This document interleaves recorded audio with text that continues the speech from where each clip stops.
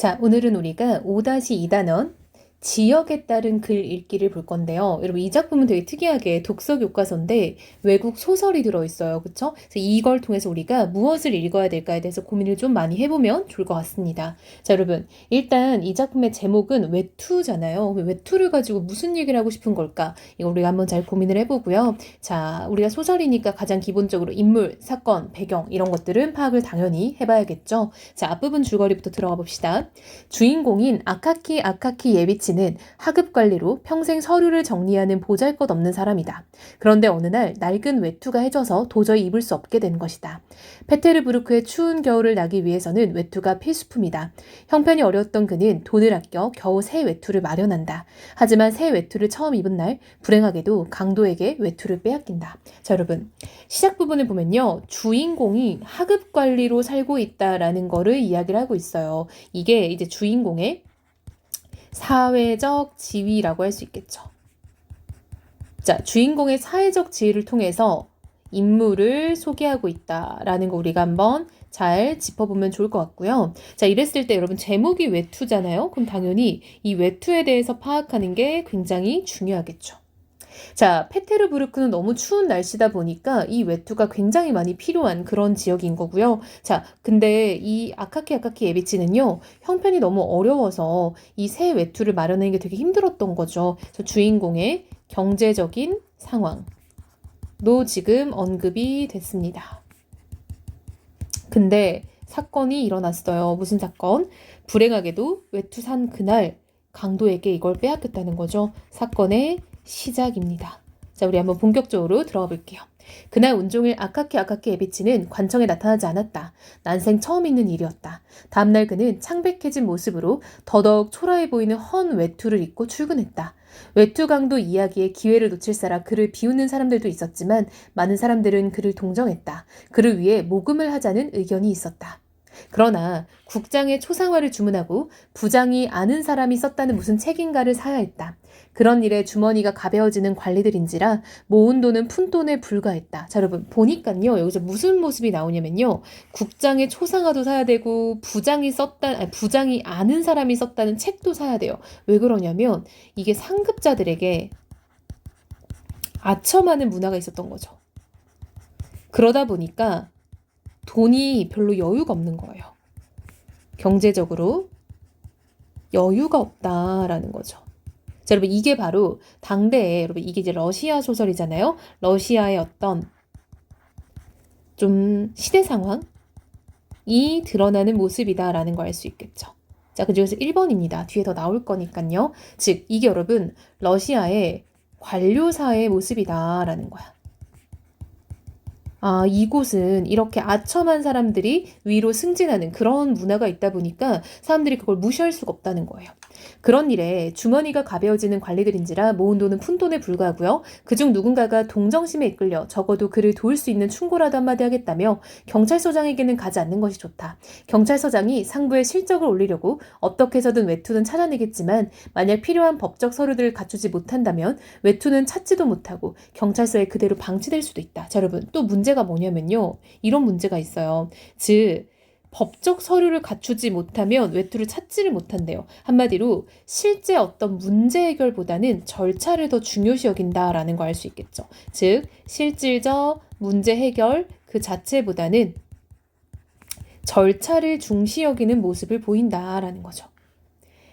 그러니 차라리 누군가 고위층 인사를 찾아가서 급히 손을 쓰도록 하면 일이 잘 해결될 것이라고 권했다. 자, 여러분 러시아 사회는요 이런 사회네요. 고위층 인사를 찾아가서 손을 쓰면은 일이 잘 해결되기도 하나 봐요. 즉 여러분 이게 바로 러시아의 당대 시대적 상황을 알 수 있는 부분인 거죠. 자, 두 번째 부분이고요. 이때 여기서 우리가 알 수 있는 거는 부정부패. 높은 사람한테 뭔가 청탁하는 거. 청탁. 이런 것들이 만연한 사회다라는 거 알 수 있겠죠. 자, 이어서 할 수 없이 아카키 예비치는 고위층 인사를 찾아가 보기로 했다. 이 고위층 인사가 어떤 직책에 무슨 일을 하는 사람인지는 아직 밝혀지지 않았다. 얼마 전까지만 해도 그냥 별 볼 일 없는 자리에 있다가 바로 최근에 중요 인사가 되었다는 것만은 알 필요가 있다. 아울러 지금 그의 지위 역시 다른 중요한 자리에 비하면 덜 중요한 지위라고 할 수 있었다. 하지만 언제나 다른 사람들이 보기에는 별 볼 일 없는 자리를 대단히 중요한 것처럼 생각하는 사람들도 있기 마련이다. 어쨌든 그는 자신의 중요성을 강화하기 위해 여러 가지 수단을 다 동원했다. 자, 여러분, 지금 이 그라는 사람은요, 이 아카키 예비치가 찾아간 고위층 인사인 거죠.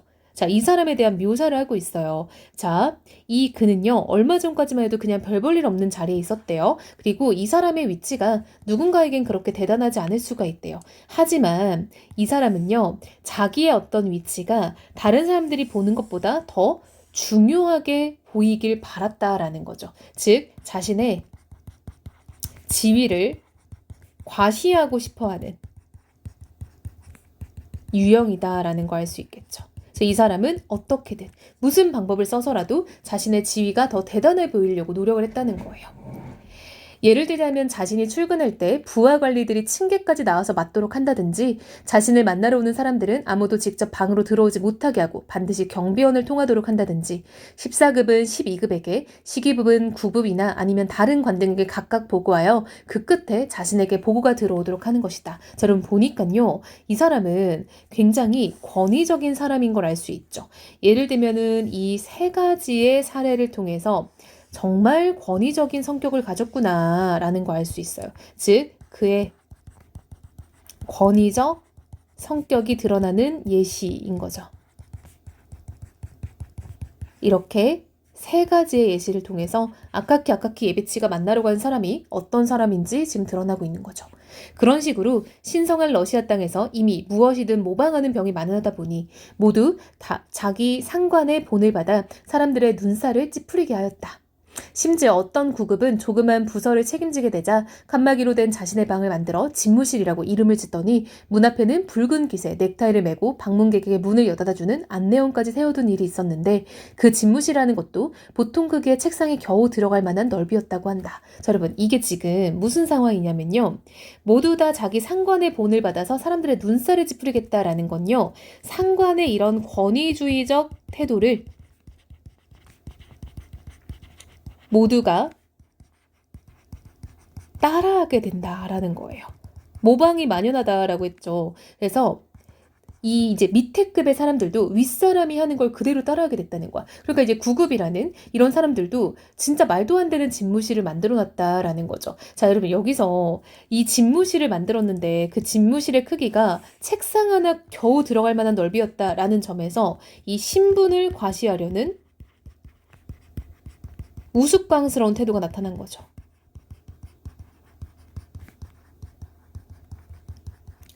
이 고위층 인사의 행동 양식과 습관은 빈틈이 없고 위풍당당했으나 복잡하지는 않았다.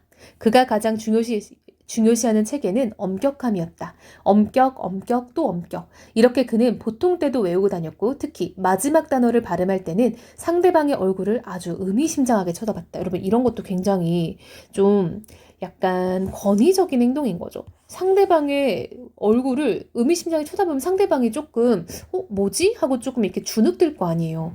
사실 그것은 아무 명분 없는 행동이었는데도 열몇 남짓한 부서의 관리들은 안 그래도 을의 공포에 질려있는 사람들이라 멀리서 그를 보기만 해도 하던 일을 멈추고 부동자세로 서서 상관이 방을 지나갈 때까지 기다렸다. 자, 여러분 이런 데에서도 사실 사람들이 얼마나 공포적인 분위기에 이렇게 좀 함몰되어 있는지를 우리가 알 수 있는 거죠. 즉 이런 부분에서도 이런 고위층 인사의 태도가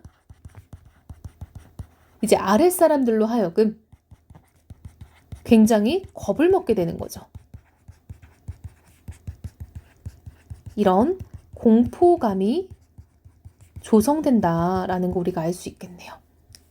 아랫사람들과의 일상적인 대화에서도 역시 엄격함이 드러나 거의 3마디 이상 이어지지 않았다. 여러분 이런 것도 바로 그 고위층 인사의 권위적인 성격인 거 알 수 있겠죠. 어떻게 감히 이럴 수가 있나? 누구와 이야기하고 있는지 알고나 있나? 누구 앞인지 아느냐 말일세 라고 본인의 권위를 굉장히 강조하는 말하기 방법을 쓰고 있는 거죠. 내가 누군지 알아? 뭐 이런 거죠. 우리나라에서 많이 들어본 것 같은데, 그쵸? 하지만 그도 마음은 선량하여 동료들에겐 친절하고 좋은 사람이었는데 장관이라는 직위가 그를 완전히 바꿔버렸다. 장관직을 얻게 된 다음부터 그는 혼란에 빠져 갈팡질팡하더니 어떻게 처신해야 될지 완전히 알지 못했다. 비슷한 지위의 사람들 사이에서는 여전히 점잖고 예의 바르게 행동했으며 대부분은 현명하게 처신했다. 하지만 한 직급이라도 자신보다 아래인 사람들과 함께한 자리에서는 아주 졸렬할 정도로 단순해졌다.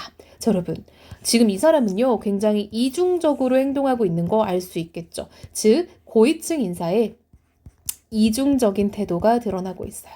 즉, 직급에 따라 사람들을 차별 대우한다라는 거죠. 그러니까 이런 것도 여러분 러시아사에 되게 만연했다라는 거 알 수 있겠죠. 입을 꼭 다물어버려 남들 보기에도 딱했을 뿐 아니라 그 자신도 이를 깨닫고 훨씬 더 재미있는 시간을 보낼 수도 있었을 텐데 라고 아쉬워할 정도였다. 종종 그의 눈에서 재미있는 대화나 무리에 끼고자 하는 간절한 소망을 읽을 수 있었지만 그의 생각은 정체되어 있었다. 너무 넘치게 베푸는 것은 아닐까? 너무 격이 없어지지는 않을까? 그러다가 품위가 손상되지 않을까? 하는 사고방식 탓에 그는 언제나 한결같이 침묵을 지켰고 가끔 짤막하게 한마디씩 내뱉은 것이 전부였으므로 결국에는 따분한 인간이라는 오명을 얻게 되었다. 바로 이런 사람을 우리의 아카키 에비치가 찾아간 것이다. 바로 이런 사람, 어떤 사람? 고위층 인사를 지금까지 설명을 한 거예요. 그렇죠? 이 사람을 우리의 주인공이 찾아가게 되었대요. 그것도 가장 안 좋은 시간에 찾아갔으니 이 고위층 인사에게는 마침 적시에 나타난 준 것이지만 아카키 에비치에게는 사실 최악의 순간이었다. 자, 여러분 여기서 우리가 복선이죠. 거의 그쵸? 약간 암시가 되죠. 즉 아카키 예비치죠. 자, 아카키 예비치의 목적이 좌절될 것이다 라는 거 우리가 알 수 있죠.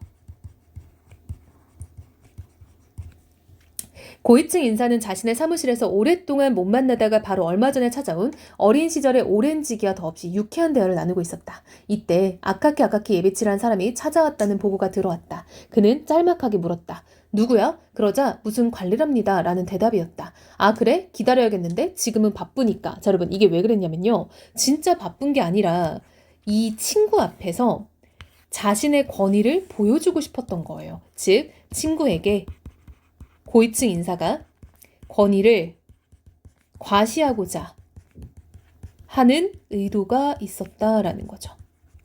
여기서 이 인사의 말이 거짓말임을 밝히지 않을 수 없다. 그는 이미 친구와 장시간 여러 가지 이야기를 나누었고 이미 한참을 아무 말 없이 있다가 그저 서로의 넓적다리를 툭툭 치며 그렇게 됐군 이반 아브라모비치 혹은 그러게 스테판 바를라모비치라고 입을 떼는 것이 고작이었다. 하지만 그럼에도 찾아온 관리를 기다리게 함으로써 관직을 떠나 오랫동안 시골에 묻혀있던 친구에게 자신을 만나러 온 관리를 얼마나 오래 현관에 세워둘 수 있는가를 과시하고 싶었던 것이다. 마침내 잡단을 실컷 하고 흡족한 기분으로 한참 입을 다물고 있다가 등이 젖혀지는 안락한 의자에서 담배까지 피운 다음에 그는 마치 갑자기 생각나기라도 한 듯 문가에 보고서를 들고 서 있는 비서에게 말했다. 자, 여러분 이런 게 바로 친구에게 보여주고 싶었던 어떤 의미 없는 과시적 행동인 거죠. 이게 고위층 인사의 과시적인 행동이네요. 그쵸?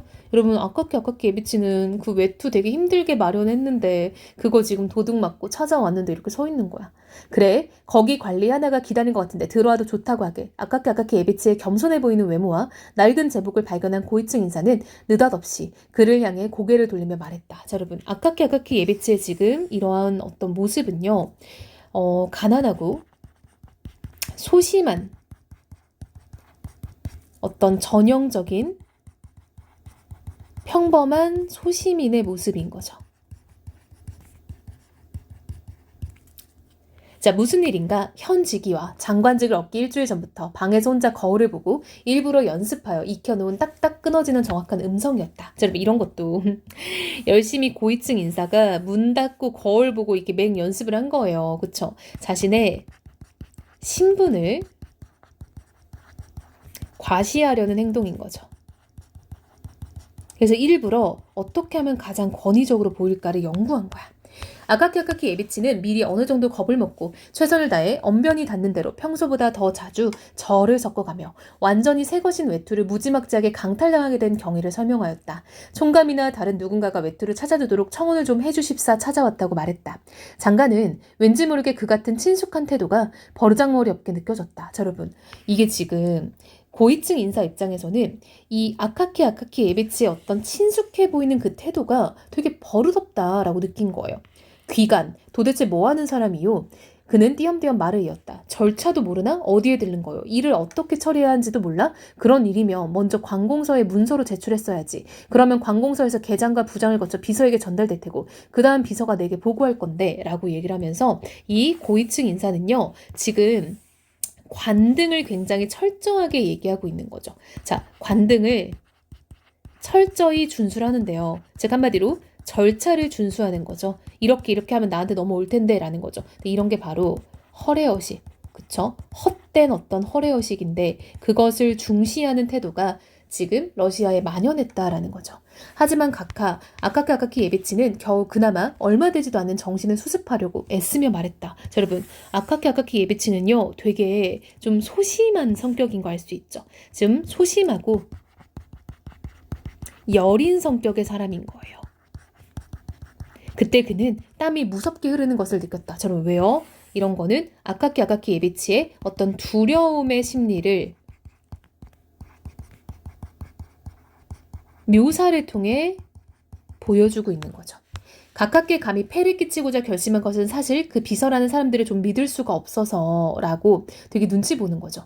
멋이 어쩌고 어째? 고위층 인사가 말했다. 어디서 그런 정신 상태를 갖게 됐나? 그런 생각 대체 어디서 나온 거야? 젊은이가 상관이나 윗사람 앞에서 이렇게 난폭하게 굴다니. 아마 이 고위층 인사는 아카키 예비치가 이미 50줄에 들어섰다는 사실을 눈치채지 못한 것 같다. 왜냐? 그냥 이 사람 입장에서는 아카키 예비치가 자기보다 나이가 많고 이런 사람이라는 것보다는 관등으로만 사람을 판단하는 거예요. 그러니까 이 사람의 어떤 나이를 통한 존중이나 이런 걸 할 생각이 전혀 없는 거예요. 그러니까 그냥 나보다 낮은 사람? 막 하는 거죠. 그러니까 만일 상대적으로 젊은이라 불릴 수 있다 해도 그것은 그가 70살 먹은 노인과 비교될 때뿐이었던 거다. 한마디로 아카키 예비치는 70대 노인 정도는 돼야 아카키 예비치가 좀 젊다라고 말할 수 있는 거지. 정말 이 정도 되면 이제 아카키 예비치는 굉장히 나이 많은 사람이다라는 거죠. 지금 얘기하는 사람이 누구인지 아나? 누구 앞인지 아냐고 도대체 알기나 해? 알기나 하냔 말일세 라고 권위를 막 엄청 내세우고 있는 거죠. 이 순간 그는 발을 구르며 아카키 예비치가 아닌 다른 사람이라도 무서워할 정도로 언성을 높였다. 아카키 예비치는 넋이 나간 사람처럼 비틀거렸고 몸이 떨려 제대로 서 있을 수조차 없었다. 만일 경비원이 달려와 그를 부축하지 않았더라면 아마 그 자리에서 쓰러졌을 것이다. 그는 거의 움직이지 못하는 지경이 되어 실려나갔다. 자, 여러분, 아카키 예비치는요, 이 고위층 인사의 권위적인 태도에 완전히 겁을 먹어버린 거죠. 자, 그래서 이 사람은 거의 그냥 자기 발로 걸어나갈 수도 없어서 실려나가다시피 했대요. 한마디로 아카키 예비치가 이런 고위층 인사의 권위적 태도에 압도당했다라는 거 알 수 있겠죠. 기대 이상의 효과에 만족한 고위층 인사는 자신의 말 한마디로 사람이 정신까지 빼놓을 수 있다는 생각에 완전히 도취하여 곁눈질로 친구의 반응을 살폈다. 자신의 친구조차 어쩔 줄 모르고 공포감마저 느끼기 시작하는 것을 보고 그는 또 한 번 만족했대요. 아, 진짜 나쁜 사람이죠. 여러분, 이 사람은요, 자신의 어떤 그런 권위에 만족하는 모습을 보이는 거죠. 아, 나 이 정도 하면 됐다, 이런 느낌인 거죠. 어떻게 계단을 내려와 밖으로 나왔는지 아카키 예비치는 하나도 기억할 수 없었다.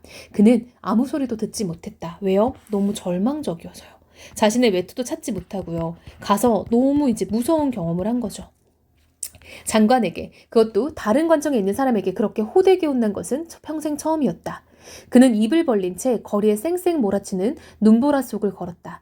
페테르부르크의 흔한 바람은 골목마다 온통 사방에서 불어왔다. 자, 여러분, 이런 게 바로 이 지역적 특성인 거죠. 그쵸? 이 러시아의 페테르부르크는 굉장히 추운 곳이잖아요. 그래서 이런 거는 약간 지리적인 원인이 되겠죠. 그쵸? 자, 그리고 여러분, 이 사람은 지금 이 아카키 예비치는 너무 이제 충격받은 채 그냥 너무 이렇게 얼빠진 태도로 걷게 됐던 거죠. 그래서 이런 건 약간 어떤 추운 날씨에 내가 노출되었다. 물리적인 원인인 거죠. 순식간에 그의 목에 후두염이 생겼다. 자, 여러분, 이게 바로 후두염의 원인들인 거죠. 집에 돌아왔을 때는 말 한마디 할 힘이 없었다. 온몸이 퉁퉁 부어오른 채로 침대로 쓰러졌다. 당연한 질책이 때로는 얼마나 엄청난 위력을 발휘하기라도 하는지. 그 다음날 그는 심한 고열에 시달렸다. 페테르부르크의 가혹한 날씨 때문인지 병은 예상보다 빠르게 진행되었다. 의사가 불려와 맥을 짚었을 때는 이미 손을 써볼 수도 없게 악화된 상태였다.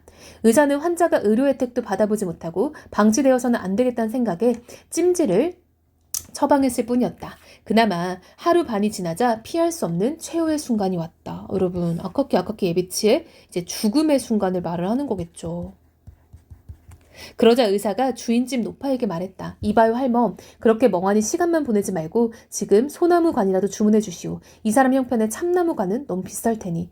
아카키 예비치 본인은 너무나 치명적인 그 말을 들었다면 그 말에 그가 엄청난 충격이라도 받았는지 아니면 자신의 팔자를 개탄하지는 않았는지 여기에 대해서는 환자가 내내 열에 들떠 헛소리만 해댔으므로 전혀 알 수가 없었다. 그는 계속해서 헛것을 보았다. 그는 자신이 새 외투를 만들어 주었던 페트로비치를 보고 그에게 도둑 잡는 덫이 달린 외투를 만들어달라고 주문을 하였다. 침대 밑에 숨어있는 도둑들의 기척을 계속 느끼면서 매번 주인 노파를 불러 모포 밑에 숨어있는 도둑을 끌어내라고 하는가 하면 왜 새 외투가 있는데 헌 외투를 눈앞에 걸어두었는지 묻기도 하고 판에 박힌 꾸지람을 들으며 장관 앞에 서 있는 듯 각하 죄송합니다 라고 말을 반복하였다. 자, 여러분, 이게 지금 아카키 예비치한테는 모든 게 다 충격적이었던 거죠. 그쵸? 이 사람에게는 굉장히 충격적인 나머지 헛소리로 방출되고 있는 거야. 그래서 아카키 예비치는 지금 이제 거의 의식이 없는 상황에서 계속 이렇게 주절주절 됐다는 거죠. 마침내 입에 담기 어려운 말을 짓거리며 그는 발광하였다. 살아생전 그런 말을 들어본 적이 없는 노파는 성호를 긋기까지 했다. 그 다음엔 반드시 각하라는 호칭을 붙였다. 이후 그의 입에서 나오는 소리는 전혀 말이 되지 않는 것들 뿐이어서 도무지 이해할 수가 없었다. 당시 정신없이 튀어나오는 말이나 생각들이 전부 하나같이 외투와 관련되어 맴돌고 있다는 것을 알 수 있을 뿐이었다.